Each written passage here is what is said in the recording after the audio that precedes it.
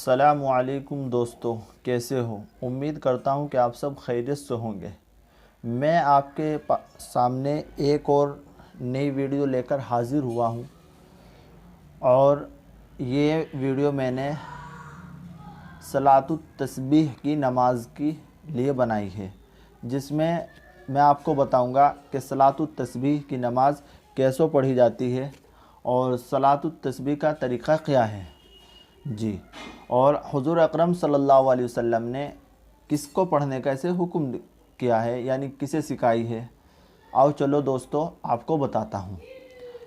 حضور اقدس صلی اللہ علیہ وسلم نے ایک مرتبہ اپنے چچا حضرت عباس رضی اللہ عنہ سے فرمایا، اے عباس، اے میرے چچا، کیا میں تمہیں ایک ایسا عمل نہ بتاؤں، ایک ایسا بخشش نہ کروں، ایک چیز بتاؤ تمہیں 10 چیزوں کا مالک بناؤں، جب اس کام کو کرو گے تو حق تعالی شانہ تمہارے سب گناہ، اگلے پچھلے، پرانے اور نئے غلطیاں سے کیے ہوئے اور بے غلطی کیے ہوئے اور جان بوجھ کر کیے ہوئے، چھوٹے اور بڑے، چھپ کر کیے ہوئے اور کھلم کھلا کیے ہوئے، سب کو معاف فرما دیں گے۔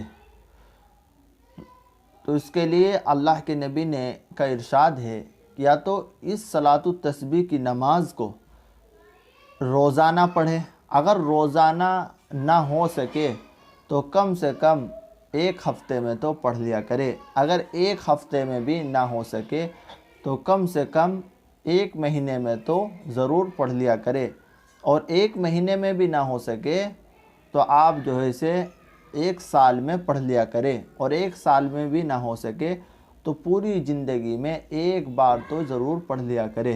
اس کا طریقہ اور دوستوں بتاتے ہیں آپ کو کیا ہے۔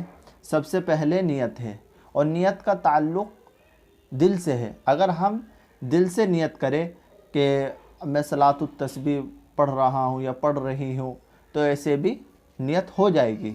اللہ اکبر کہہ کر نیت باندھ لے، اور زبان سے کہہ لے اور بہتر ہے۔ تو دوستو سنیے نیت کیسے کرنی ہے ہمیں صلاۃ التسبیح کی نماز کی۔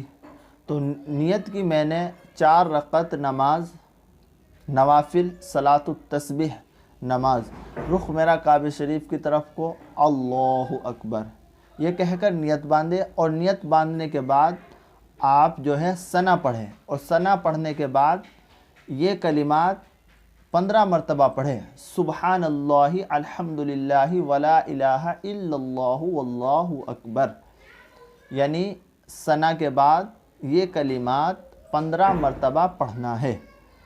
اور پھر اس کے بعد سورہ فاتحہ پڑھیں، یعنی الحمد شریف، اور الحمد شریف پڑھنے کے بعد جو آپ پر کوئی صورت آتی ہو وہ پڑھیں، اور پھر اس کے بعد انہی کلمات کو آپ کو 10 بار پڑھنے ہیں، یعنی 10 مرتبہ پڑھنا ہے۔ کون سے کلمات؟